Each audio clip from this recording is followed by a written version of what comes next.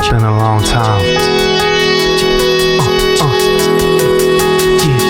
Yeah, come on.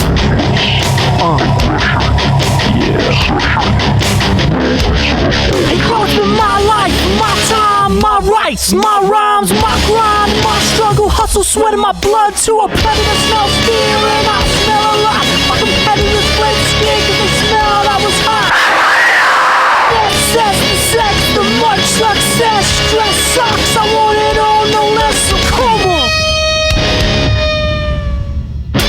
Hey, welcome to episode 1 of the Ruthless, ruthless, ruthless, ruthless,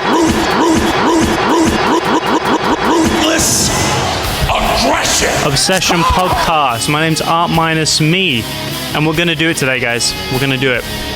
We are going to cement the official timeline for the Ruthless Aggression era, because unlike the Attitude era, there's a lot of grey areas.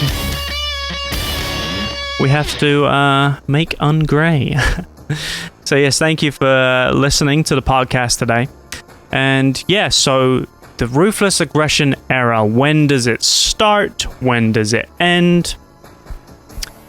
Well, a lot of people believe the Ruthless Aggression era started in 2002 and, oh, forgive me, it might be March, May, something like that, whenever the official first brand split was.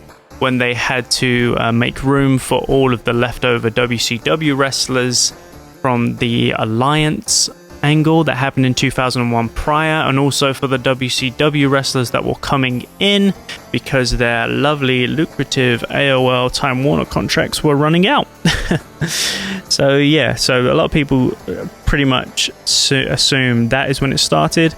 Other folks believe that it started when the WWF did the JOB to the panda of the World Wildlife Fund. Easy for me to say. Yeah, so they had to kick the F out and bring in the E because the World Wildlife Fund and the big panda were not having any of it. But to me, the Ruthless Aggression era started at the top of 2002, in January 2002. And the reason why I say this is because that was fresh off the heels of Chris Jericho winning the Undisputed Championship the month prior in December of 2001, where he beat Austin and Rock in the same night to become the first ever Undisputed Champion. Now, the reason why I don't start in December, I just jump into January, just because New Year, fresh start, right into an era.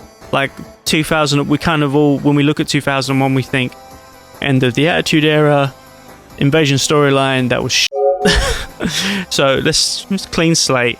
We have Chris Jericho, who at the time was the upper mid-card to lower main event, but now cementing himself like, okay, I'm main event now, like, give me the ball, you know? So I liked that. I liked that they did that at the time. And because I was also always a big fan of Jericho prior to that Undisputed title reign. So I liked how they put it on a fresher face of the company. And going into 2002, we had Chris Jericho as the Undisputed Championship. The Undisputed title is basically the flagship of that era, we can all agree. It wasn't the lovely main Undisputed belt that Ric Flair would introduce, I believe, on the brand split night of Raw. But it was when he was holding the WCW and the big cookie WWF Attitude Era belt at the time. And then also you had, as Intercontinental Champion, you had Edge. As the Tag Team Champions, you had the Dudley Boys. As the Hardcore Champion, you had The Undertaker, believe it or not, in the early Ruthless Aggression. And in the one good thing about the Alliance angle was that they actually did try to make the Hardcore title pretty legit ski. Watch Jeff Hardy versus Rob Van Dam for in the Hardcore Championship. Watch Jeff Hardy versus Rob Van Dam for any title match, but especially watch them SummerSlam Hardcore ladder match for the year prior. Getting off topic, but yeah, so Undertaker was Hardcore Champion. Trish Stratus was the Women's Champion. Yeah, not quite the women's revolution of modern day standards, but it was still really good spectrum of talent in the women's division. And interestingly enough, the WWF Cruiserweight Championship as well. So it's weird. I always thought the light heavyweight title was in the Ruthless Aggression era, at least at the beginning, but it wasn't. I think, if I'm right, X-Pac was the last WWF light heavyweight champion, and he was scheduled to face Tajiri in Survivor Series of 2001 to end the Alliance storyline. But I believe he got hurt and got injured, and so they just were like, well, let's just retire the light heavyweight title, and Tajiri will be the WWF Cruiserweight title, which is funny because in the beginning he was Cruiserweight champion and it was still the WCW belt design, so shoestring budget, which is not the case because they were making money hand over fist back then. But actually, I think they're making more money now than they ever have done business-wise, even though the ratings are in the 2021. Sidetracked again. But those were the titles there, and later on, so those were the initial titles for. Forgot one. The European Championship was Christian. Christian was European champion. So those were the championships in the beginning of 2002, and those would change later on in the year. September of 2002, we got the World Heavyweight Championship. I believe it was 2002. I don't think it was 2003. I'm pretty sure it was 2002. But the World Heavyweight Championship came back and was basically the Reign of Terror belt for old trips there. And then the following year, 2003, you had the United States Championship for Smackdown. And let me just make sure in my trusty notes to make sure I didn't miss any. And pause, because I forgot to mention, WWE actually split up the tag team championships, so each brand would have tag team divisions. SmackDown would have the WWE tag team championships, which was basically representing the wonderful SmackDown 6 era of SmackDown and the best era of SmackDown there ever was. And Raw would have the World Tag Team Championships, not as beautiful as the WWE Tag Team SmackDown counterpart. Just wanted to pause there and mention that because I forgot to in the beginning of the podcast. So let's get back to it. Champions there. I'm pretty sure. Yep, those are all those were the Ruthless Aggression Championships. Now, so that's where I believe it personally starts. And the Ruthless Aggression era, just like the Attitude Era, it doesn't just strictly mean WWE and WWF. WWE and F aren't the only games in town. We all know this by now. Hopefully we all know this by now. But like back then in the 2000s, so for me, the Ruthless Aggression era was WWE, formerly F, and also we had NWA TNA, which didn't start yet, but it would start in the summer. Let's give a fun sound clip for NWA TNA from old Don West. While you're in ass-kissing mode, why don't you kiss Sting's ass as well? Excuse me? You heard me?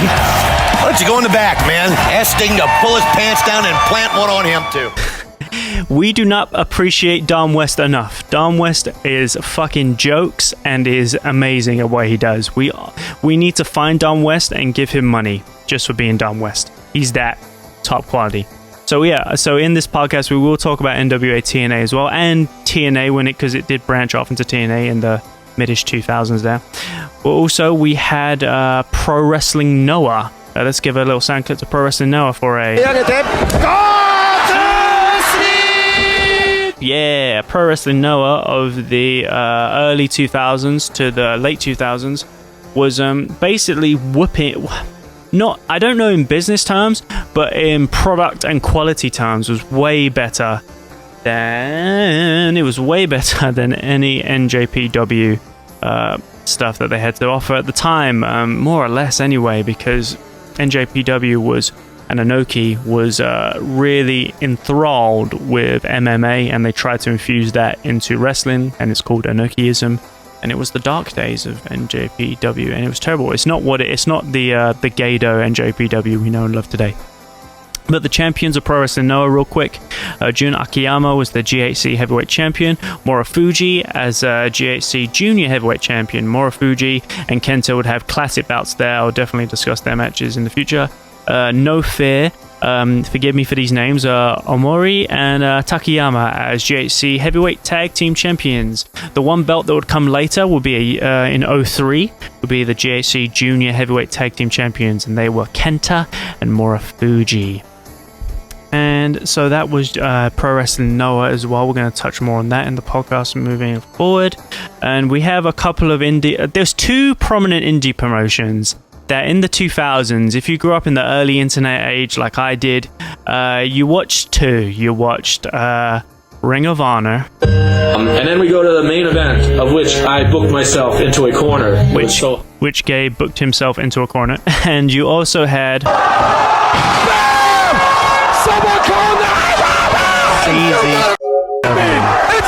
Now, it's fun to make fun of CZW in the modern era, but I tell you, man, CZW in the 2000s to late 2000s had quality talent, and they were around during the time. Ring of Honor and NWTNA started in the summer, so I'm not going to go through the champions then because I'm talking about when it started. I'm just talking about the champions that started in 2002. Let's riddle off CZW real quick. So CZW champions were Justice Pain, CM Punk's favorite opponent for CZW World Heavyweight Champion. The Backseat Boys and the Backseat Boys are the greatest independent wrestling tag team that never made it to the main roster, and they were the World Tag Team Champions of CZW in Johnny Cashmere and Trent Acid. And Trent Acid, this is my favorite wrestler, the greatest independent wrestler that never made it to television. As in, and when I say television, I mean WWE. I don't even think he was on early NWA TNA. He did a couple of Japan shots and tours, but he never made it to TV. And Trent Acid was amazing, and unfortunately he was a victim of substance abuse, and I believed he might have overdosed. But yeah, really sad. But Trent Acid, if you're an independent wrestler or if you just love wrestling from that Ruthless Aggression time period, please watch Trent Acid. He was also, 2002 was a great year for Trent Acid. He was the CZW Junior Heavyweight Champion. He was also the Best of the Best 2002 tournament winner, which was a junior heavyweight tournament a la the Best of the Super Juniors. Please go out of your way to watch Jody Flash versus Trent Acid in the finals. He also had Adam Flash. He was the CZW Iron Man champion. He was okay. Not my favorite, but he was alright, I guess. And unpolitically correct wrestling name today, the Wife Beater was the CZW Tournament of Death winner that year. Another championship that will come down later would be the Ultraviolent Underground title in 2005. This would be great for deathmatch wrestling fans out there. There were some great matches for those who love bitch getting sliced up and just crashing and all sorts of nonsense. Someone call 911! You gotta be kidding me! It's not. And as I mentioned earlier, that NJPW was around, obviously, because they had prominence in the 90s, especially, and were basically pioneers in that junior heavyweight style for sure in the 90s. But in the 2000s, Inoki just loved him some in MMA, and he basically had an orgasm over MMA people in wrestling. Sounds a little bit like that, But anywho, the IWGP Heavyweight Champion was Kazuki Fujita. Sorry if I butchered that. Kazuki Fujita, I think that's right. Then you had Team BAT, or Team BAT, if you will. Keiji Muto, the Great Muta, absolute legend. And Taiyo Kia, sorry if I pronounced that wrong. They were the IWGP Heavyweight Tag Team Champions. The Junior Heavyweight Champion, a title which was very prestigious today, was held by Kendo Kashin. And a young Gato, who is the booker now for NJPW. Gato and Jado were the IWGP Junior Heavyweight Champions. So I've already talked about where I believe the Ruthless Aggression era started. I've laid out the federations I followed: WWE, NWA TNA, Ring of Honor, CZW, Pro Wrestling Noah, NJPW, and there were some independent shows and independent things that were of note, especially in the UK with FWA, for an example. So that's my official beginning of the timeline. But when does the Ruthless Aggression end? When does it end? Well, that's the biggest grey area for me. Anywho, I mean, you could say a lot, because for some reason, a lot of people think 2006, which I think is a bit early for me. And a lot of people think it was basically essentially when it was 2008, and the last TV-14 Ruthless Aggression pay-per-view was the Great American Bash for 2008, and then after that they went PG. The first PG pay-per-view of that 2008 time was SummerSlam of 08. So people were just like, well, that was PG rated, so that's when the PG era started. But no, I don't agree. I don't agree with that one, because unfortunately, as we know, in 2007, Chris Benoit did the unthinkable, and I believe it was 07. It's been so long now, my brain's not the best, but pretty sure it was 07 where Chris Benoit did what he did, killed his wife and son, and that really f***ed me up, and really, because I was a big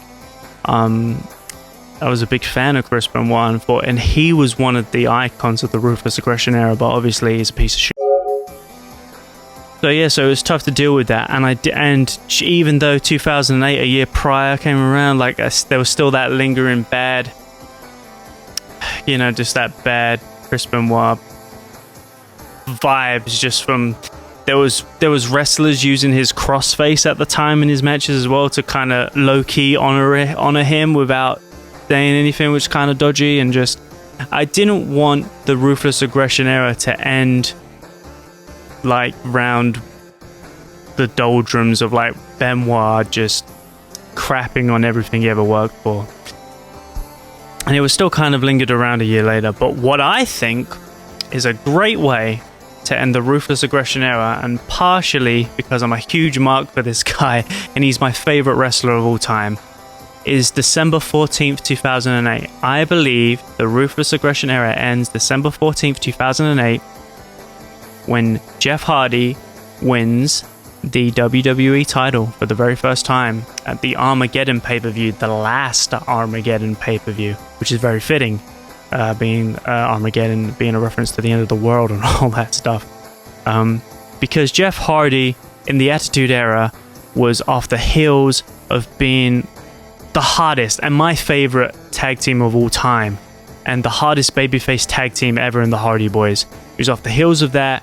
Ruthless Aggression era starts. They kind of tinkered to see if he could go as a singles in the 2000-2001 time frame, but it was the Ruthless Aggression era where they really kind of pushed him a bit more.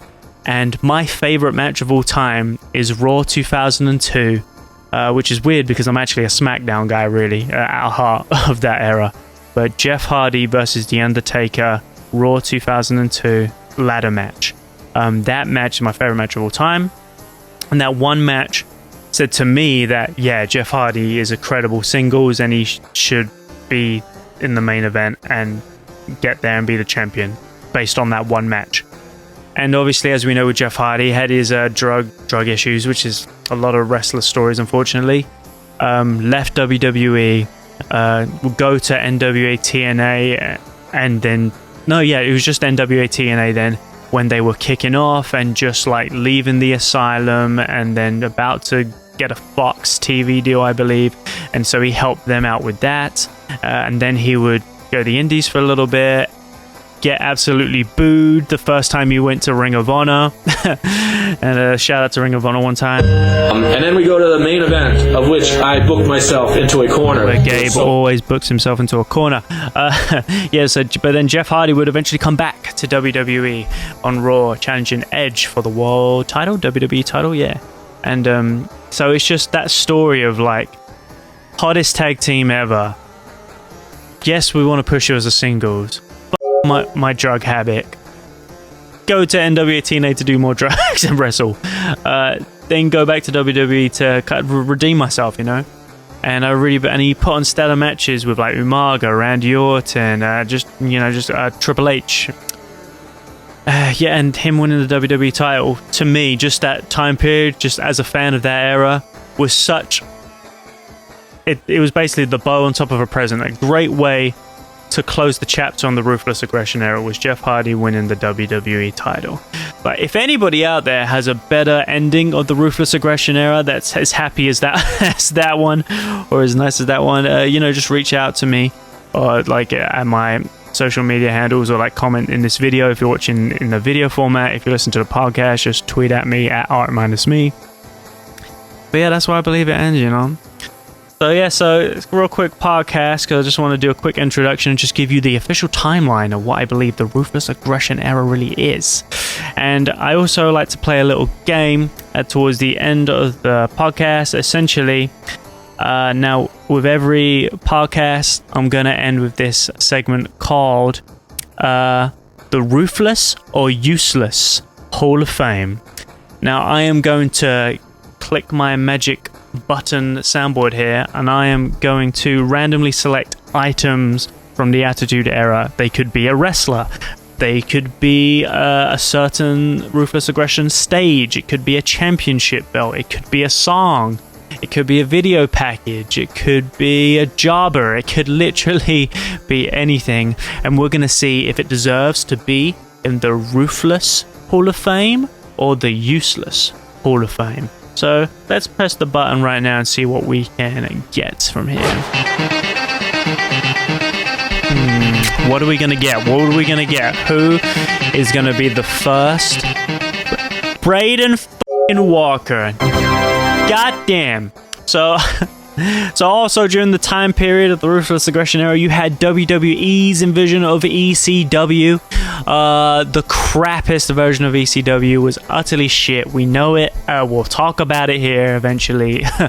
So yeah, Braden Walker, aka Chris Harris, who was in NWA TNA, was pegged to be a big thing in NWA TNA as a singles, but then moved to WWE, completely the bed or had stage fright. Who the fuck knows happened with that? But a part of me, I can't put him as useless, and I'll tell you why. Because Braden Walker, someone out there made a Braden Walker Hall of Fame video, which low-key inspired this one segment a little bit, yes. And someone spliced in clips of Braden Walker and other people like praising other wrestlers and including him in the WWE Hall of Fame. And it's so funny, and just the legend of Braden Walker and I'm gonna knock your brains out and all of that fun stuff is so goddamn hilarious for me. I'm gonna do it. I don't give a shit. We're gonna put him in the Ruthless Hall of Fame. Whether you agree with that decision or not, Braden Walker has provided so much laughter through the years. Like when I think of Braden Walker, I don't groan. I don't groan and think, oh god, Braden Walker. No, when I think of Braden Walker, I think fucking legend, WWE Hall of Famer, that guy who made that video, and just insert all of the When You Are With Me by Creed memes with Braden Walker. Goddamn legend. Definitely deserves a spot in the Ruthless Hall of Fame.